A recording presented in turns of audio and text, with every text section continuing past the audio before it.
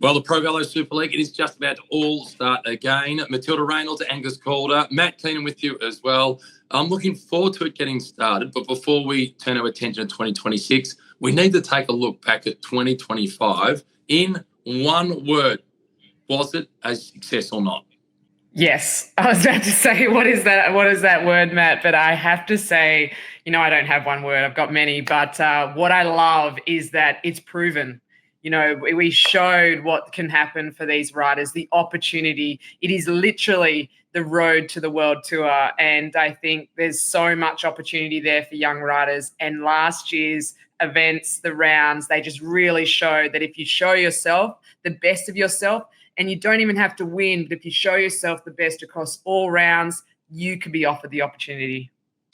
Angus, it was all spoken about as whoever wins the under-23 category gets the opportunity with either a stagiaire stint at Jayco Alula or the development spot at Live Alula Jayco, and it ended up running a lot deeper than that.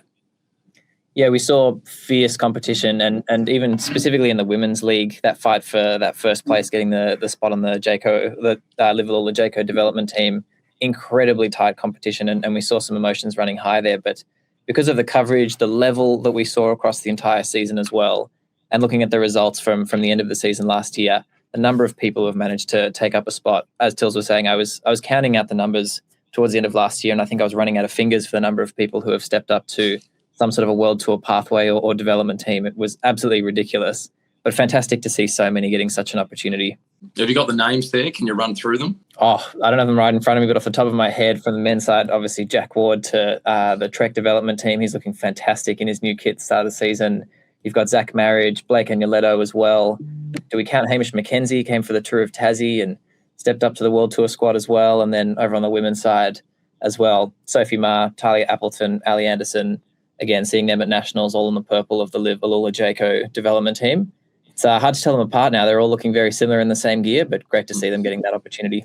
Yeah, so the top three in the women's, they got an opportunity, and it runs a lot deeper than that. One of the surprises for me, Tills, was seeing Alyssa Pilates, who was brilliant at the Santos Tour Down Under last year. She won the Queen of the Mountains classification. She has been World Tour. She finished 10th. I was expecting her to finish a lot higher than that. And that's not a criticism of her. That is more praise of how much depth there is in Australian cycling.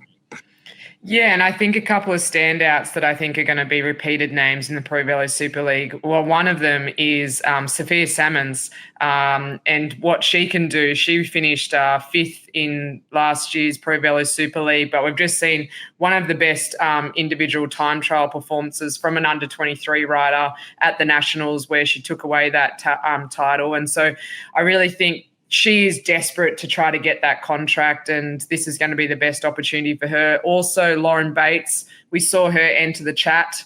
That was a new name that had been floating around in the juniors. And, what can the juniors who have come up from the under-19s into the under-23, what can they do? And I think we're going to see just as fierce battles on the women's side. And then, I'm looking forward to who the new names will be in the men's.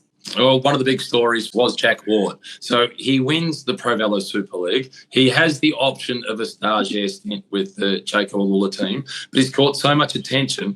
As you've both identified, he's gone across and now he's riding with the Liedel Trek development squad. Why don't we have a listen to what Jack had to say?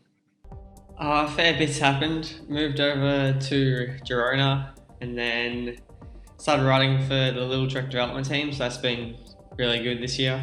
And done like a bunch of mountain bike World Cups, couple road races with the team, and it's been a pretty big change, but now it's been a really, really good step up. I guess the level is just another step up, which makes sense, but positioning in the bunch is also a fair bit different because the field is just a lot bigger.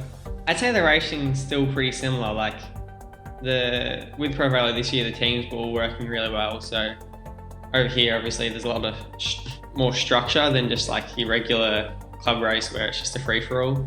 Mainly just like the level of riders, but it's still bike racing. Like I think a lot of the skills transfer over. It's not anything different.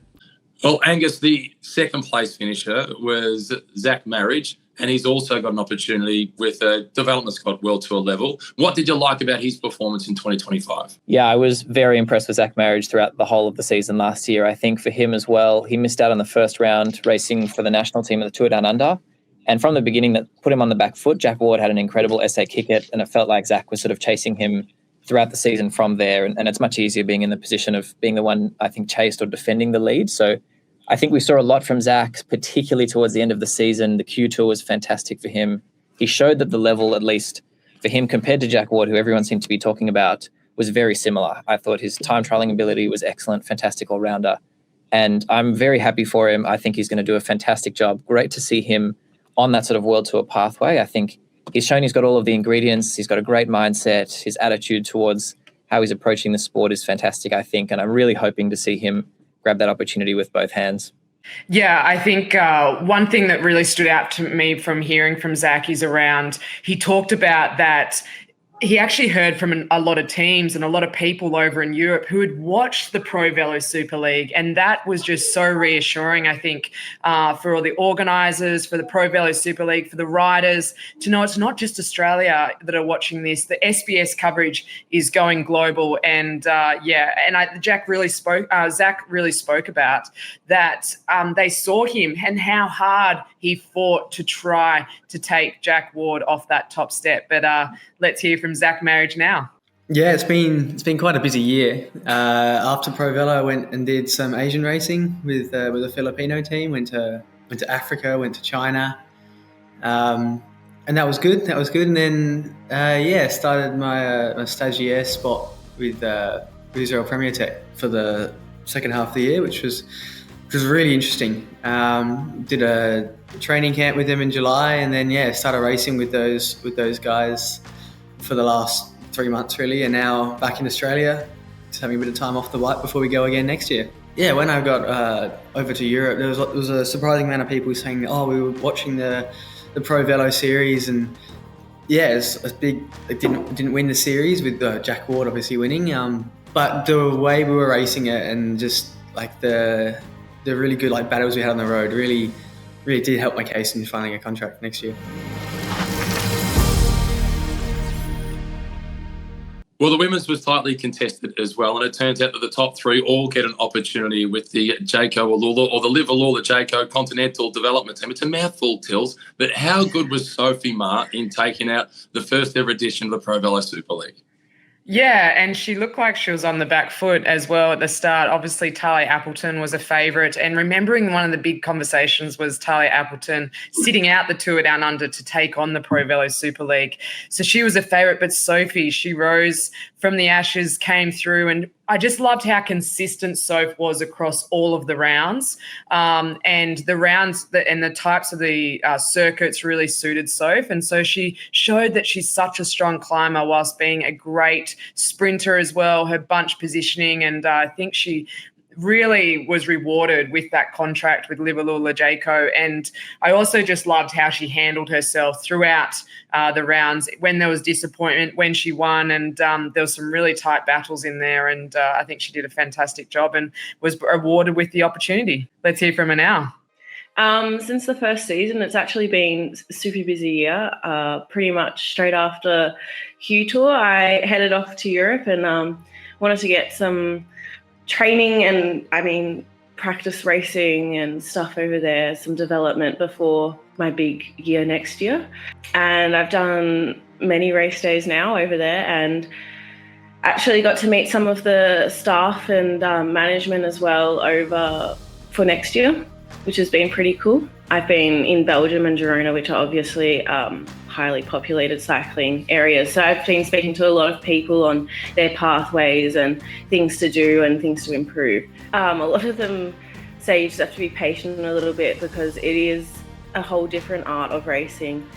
And they all say one day it will just click, and just learn how to move your way through the peloton and just really adapt to it easily without having to try. Just being patient, and it's something I've definitely taken on board this year and will keep carrying on through next year. Outstanding performance, and she managed to secure the final win at the Q Tour. In second place, and she looked a little disappointed finishing second, was Talia Appleton, because she did make that big sacrifice, Tills, of skipping a chance to ride the Santos Tour Down Under to focus on the ProVelo Super League. The good news is she gets her shot with the Liverpool Jayco development squad. Let's have a listen now to Talia Appleton.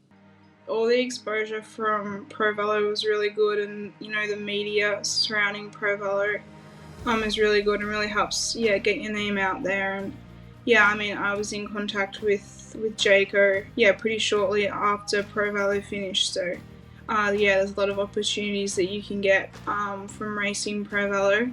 Having like a compact series of racing where you can really be in form and really try to show what you're capable of.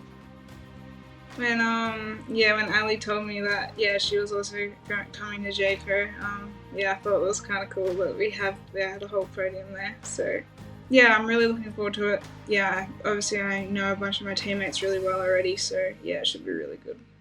Well, Tills, Talia Appleton, she was one of the standout performers in 2025. But how about the composure of Ali Anderson? She was second and third so often, finished third overall in the league. And it's great to see her to get a big shot in 2026.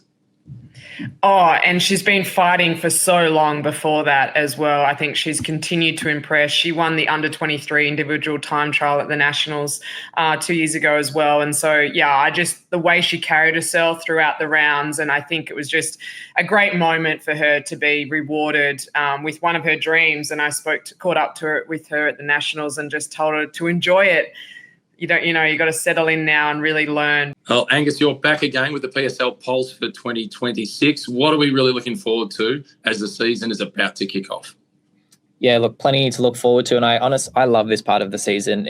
You've got that sort of calm before the storm, before everything gets going. We've got the SA Kick-It this weekend, obviously. And until we actually get through that one, a lot of people are largely an unknown quantity. We've got Nationals to go off, and there are a few things, at least off the back of that, and the riders who we've seen sort of moving around in different teams that I'm really excited for. But first one, we mentioned her earlier, Sophia Salmons. I'm really hoping this is her year. She's shown an immense amount of focus over the last 12 months. And honestly, before that, you're seeing all these videos of her leaving, going out training at 4 a.m. before work. It's just ridiculous. She's taken out an incredible under-23 time trial national championship. So I'm really looking forward to seeing how she manages to progress throughout the season and hopefully can put a few good results on the board. And then we've got plenty of the young riders as well, also in the women's league. Niamh Parslow's looking fantastic. Emily Sanders and Hannah Giannetti have both moved over to the Meridian Bike Bug team. There have been a few transfers. They've moved up into the under-23 category. And of course, Anna Dubier, all three of those riders coming from the ARA Skip Capital sort of WorldTour factory. It seems like just so much talent coming out of that squad. But the women's league, it's going to be incredible. There's so much depth. They're all spread across different teams. I'm very excited for that. And then in the men's league as well, look, things are looking fantastic there. Team Brendan, they come in as the defending champs. They've got an incredibly stacked roster. But to be honest, there's one rider actually new to their team this year who I'm really pumped for is Tom Cornish. Mostly known as a track sprinter, his road form's been coming along fantastically well. And I think seeing him in the sprints really is just a thing of beauty. I'm looking forward to watching him just tear around. He's going to get some competition, I'm sure, from Case Body Wrap and all the other squads there. Oscar Gallagher's looking good. I could list names forever, but there's a lot to be excited for this season. Well, all the riders, they want to know that the WorldTour sports directors are watching, and one of them that is watching, who's looked after the biggest teams in the world, is Zach Dempster. Yeah, so obviously the main thing is the race results. So we have access to a lot of the data now. We know what it takes to be successful in the World Tour and what we want to see at what ages. But in the end, that's just numbers in a computer. So what we're really looking for is to what we see in the races, not only the results, but how people are racing, how they're acting, how they're able to deal with setbacks. How versatile they are on different terrain. It's not just about being the best climber by the time you get to Europe. So I would say, number one thing is the race results. The second thing is how they're racing. And the third thing is how they're able to deal with different challenges within those race moments. Yeah, obviously like with us as a World Tour team, we don't just bring the guys in when they're 22. We've actually got the Rookies project, which is not only the under-23s, but also the under-19s. It's all moving a lot sooner. So the infrastructure that we as a team invest in is having a place where we can ensure that they've got a good platform from a young age over in Europe to be exposed to the racing that I just mentioned, so take them to Italy or take them to Belgium and on you go from there.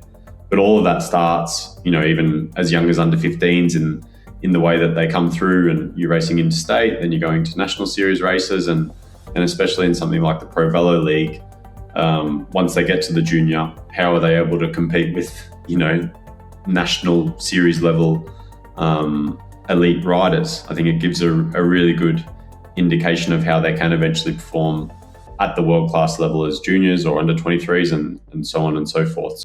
Tills, Angus, it all starts on Saturday, the 24th of January, Sunday and on Monday. Sunday stage up at Victoria Park, that is going to be live on SBS. Can't wait to get the action started. I'll see you both there. Yeah, sounds fantastic. We saw last year that the stage was well and truly set at the SA Kick-It. And if you got ahead in that first round, well, the rest were chasing for the next few. I can't wait for it, Angus. Yeah, looking forward to it. I'll be down on the ground there. See you in person, hopefully, if you're in Adelaide. If not, catch you on the broadcast. Well, for all the information on the PSL, make sure you to go to ProVeloSuperLeague.com. They've got all the rounds, how you can watch the stages and how you can get involved as the fans, or you can catch it all on SBS coverage as well.